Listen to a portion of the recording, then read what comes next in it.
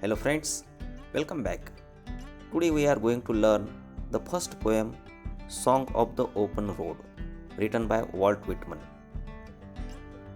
In this part of the video, you will learn about the poet Walt Whitman and line-to-line explanation of the poem Song of the Open Road.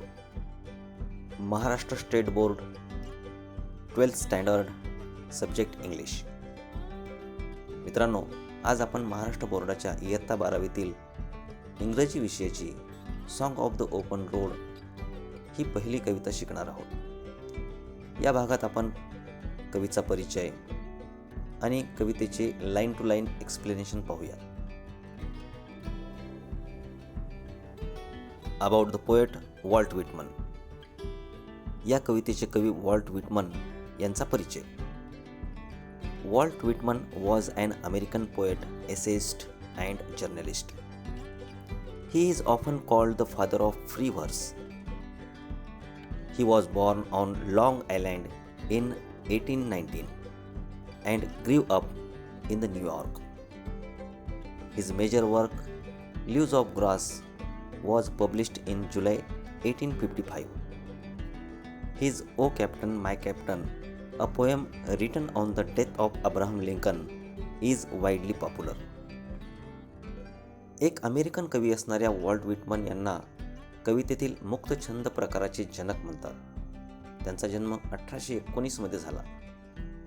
1855 मध्ये प्रसिद्ध झालेला leaves of grass हा कविता संग्रह त्यांची महत्त्वाची उपलब्धी होती.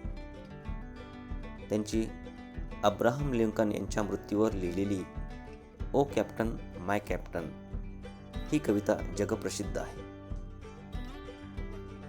About the poem. The poem song of the open road has been taken from the collection leaves of grass. It was written in 1856. This poem is a beautiful blend of self-awareness, free will, and tenderness of heart. Walt Whitman strongly advocates the importance of the democracy and freedom. Song of the Open Road he Kavita leaves of grass या कविता संग्रहातून घेण्यात आली आहे. Walt Whitman हे व्यक्ती स्वातंत्र्य व लोकशाहीचे पुरस्कर्ते होते. त्यामुळे या कवितेतून त्यांचे हे विचार प्रकट होतात. The poem Song of the Open Road is written in the free verse. There is no rhyme scheme and meter. There is written in simple and effective language which is easy to understand. मित्रांनो, song of the open road ही कविता free verse म्हणजे मुक्त छंद प्रकारची कविता आहे. त्यामुळे अशा कवितेमध्ये ओळींची लांबी, राईम स्कीम किंवा मीटर यांची मर्यादा नसते. साध्या व परिणामकारक भाषेतील ही मुक्तछंद कविता समजण्यास अतिशय सोपी आहे. Title of the poem. Title of the poem is very significant. The word song indicates the enjoyment and the open road indicates the journey of life without any tension and worries of the past, present and future. Song of the open road also indicates freedom. कवितेचे शीर्षक फार महत्त्वाचे आहे. Song of the open road म्हणजे मुक्त वाटेवरील प्रवास. यामधील song हा शब्द आनंद दर्शवतो, तर ओपन रोड हा शब्द आयुष्याचा मुक्त वाटेवरील प्रवास, ज्यामध्ये कोणताही तणाव, बंधन किंवा चिंता नाही. Now listen carefully. I will read the first stanza of the poem. मित्रांनो, पहिले कडवे लक्षपूर्वक ऐका. Afoot and light hearted I take to the open road. Afoot and light hearted I take to the open road. Healthy free the world before me. Healthy free the world before me. The long brown path before me, leading wherever I choose. The long brown path before me, leading wherever I choose. The poem Song of the Open Road has 4 separate stanzas. The first stanza contains only 3 lines, and the other 3 stanzas contain 4 lines. मित्रांनो, song of the open road ही कविता एकूण 4 कडव्यांची आहे. आपण जर बघितलं तर पहिलं कडवं हे फक्त 3 ओळींचं आहे, तर उर्वरित 3 कडवे हे 4 ओळींचे आहेत. आता आपण पहिल्या कडव्याची लाईन टू लाईन एक्सप्लेनेशन पाहूया. Afoot and light hearted I take to the open road. The poem is in the voice of poet and in the form of dramatic monologue. It is an inspirational poem written in the form of narration. The poem begins with poet's journey on the foot on the open road. Here, road means the road of life. He wishes to move ahead on the road of life. मित्रांनो, आयुष्याच्या मुक्त वाटेवर आनंदाने प्रवासाला निघालेल्या कवीने आपले मनोगत या कवितेतून व्यक्त केले आहे. या प्रवासाला सुरुवात करताना त्याला वाटणारी उत्सुकता त्याने या नाट्यमय स्वागताच्या रूपात मांडली आहे. कवितेची सुरुवात कवीच्या मुक्त वाटेवरील पायी प्रवासाने होते. अगदी हलक्या मनाने, म्हणजेच मनावर कोणतेही दडपण नाही, असा मुक्त वाटेवरील प्रवास करण्यासाठी हा निघाला आहे. समोर ओपन रोड म्हणजे आयुष्याचा हवा तो मार्ग निवडण्याचे स्वातंत्र्य आहे. अशा या मुक्त वाटेवरील प्रवासाला तो आता निघाला आहे. Healthy free the world before me.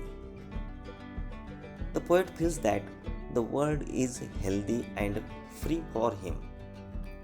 He is open-minded and ready to meet all kinds of situations that he may face along the journey. प्रवासासाठी हे जग अगदी अनुकूल आणि मुक्त आहे, स्वतंत्र आहे, असं कवीला वाटतं. The long brown path before me, leading wherever I choose.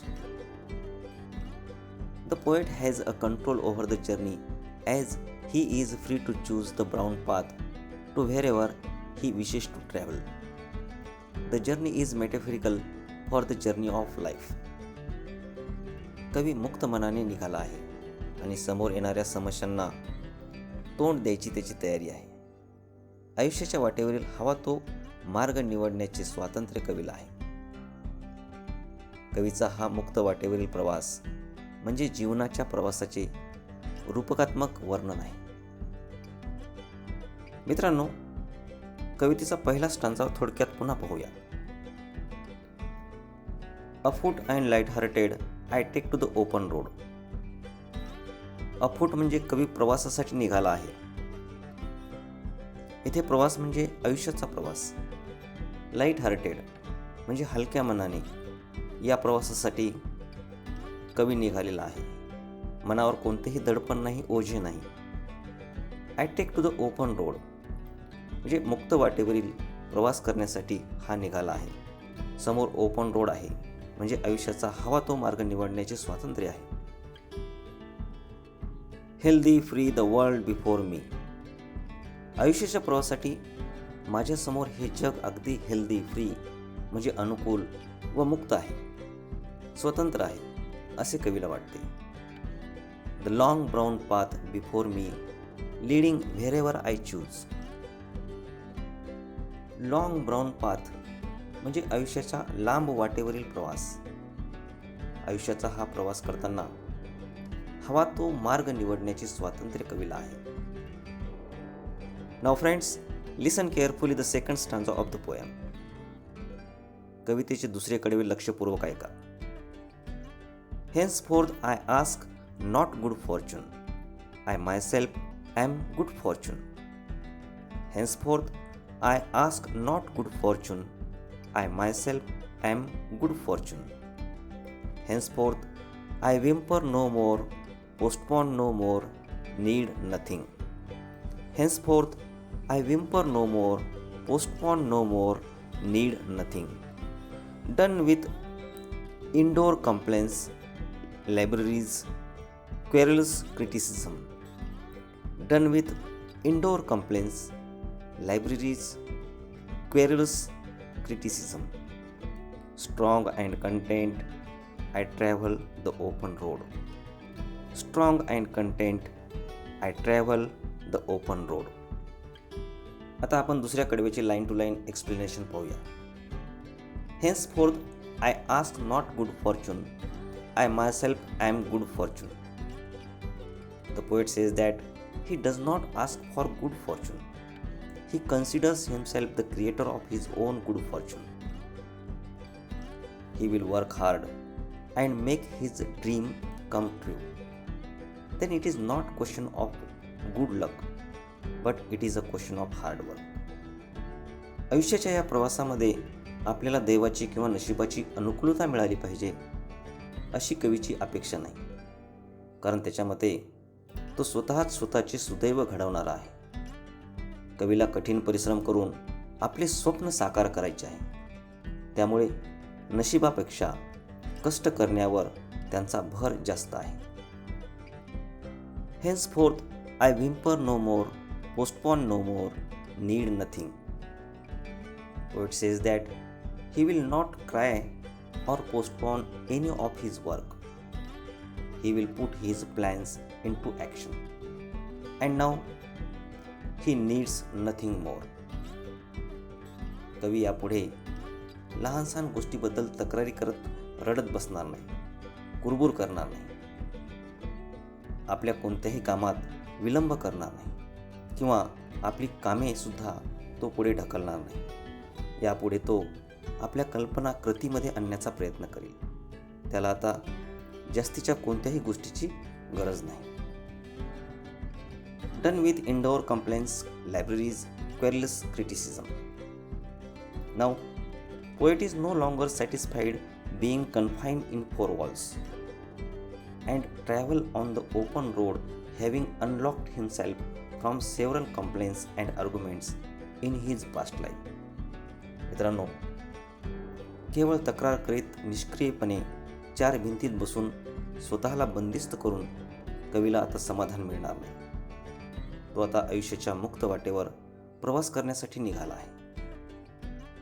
Strong and content, I travel the open road. The poet feels that he is strong and content enough to meet all the problems of life that may come in his way.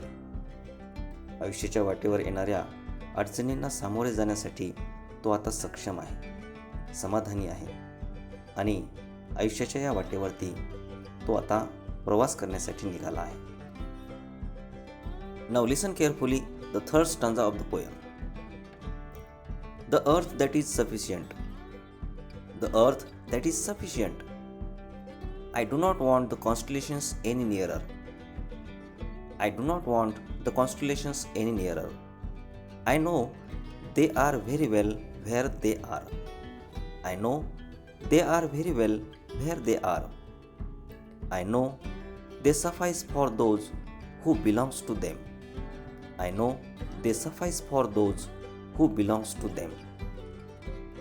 आता आपण तिसऱ्या कडव्याचे line to line explanation पाहूया. The earth that is sufficient. The poet believes that the earth is enough to provide for his needs. कवीला वाटते ही सृष्टी आपल्या गरजा पूर्ण करण्यासाठी पुरेशी आहे. I do not want the constellations any nearer. Poet says that in his journey of life, he does not need destiny or a lucky star to help him. He is sure he can manage his life's journey. मित्रांनो, कवी म्हणतो की आयुष्याच्या मुक्त वाटेवरील प्रवासामध्ये कुठल्याही दैवाची किंवा कुठल्याही शुभ ग्रहांची किंवा प्रभावशाली लोकांची अशा प्रकारची कोणतीही मला गरज नाही. आयुष्याचा मी माझा प्रवास सहजपणे कुठल्याही मदतीशिवाय करू शकतो असं कवीला वाटतं. I know they are very well where they are. Poet says that he does not require powerful people to help him to progress, even though he has great faith in them and knows that they are doing well. कवी म्हणतो की यापुढं आयुष्याच्या या प्रवासामध्ये कुठल्याही प्रभावशाली व्यक्तीची गरज नाही. जरी कवीचा विश्वास त्याच्यावरती असला तरी पण यापुढच्या प्रवासामध्ये कुठल्याही प्रभावशाली व्यक्तीची गरज नाही असं कवीला वाटतं. I know they suffice for those who belongs to them. The poet tries to free himself from the worldly pleasures and relations, even though he has great faith in them. कवी सर्व सुख नातेसंबंध यामधून मुक्त होण्याचा प्रयत्न करतो. जरी कवीचा या सर्व गोष्टींवरती फार मोठा विश्वास आहे तरी पण या सर्व बंधनांमधून तो मुक्त होऊ इच्छितो. Now listen carefully the fourth stanza of the poem. कवितेचे चौथे कडवे लक्षपूर्वक ऐका. Still here I carry my old delicious burdens. Still here I carry my old delicious burdens. I carry them, men and women. I carry them with me wherever I go. I carry them, men and women. I carry them with me wherever I go. I swear it is impossible for me to get rid of them. I swear it is impossible for me to get rid of them. I am filled with them and I will fill them in return. I am filled with them and I will fill them in return. मित्रांनो, आता आपण चौथ्या कडव्याचे line to line explanation पाहूया. Still here I carry my old delicious burdens. Last stanza of the poem is given in the bracket. In the last 4 lines of the poem, the poet separates himself as a different kind of person. He says that he carries old delicious burdens. मित्रांनो, कवितेतील शेवटच्या 4 ओळींमध्ये कवी स्वतःकडे एक वेगळी व्यक्ती म्हणून अलिप्तपणे पाहतो.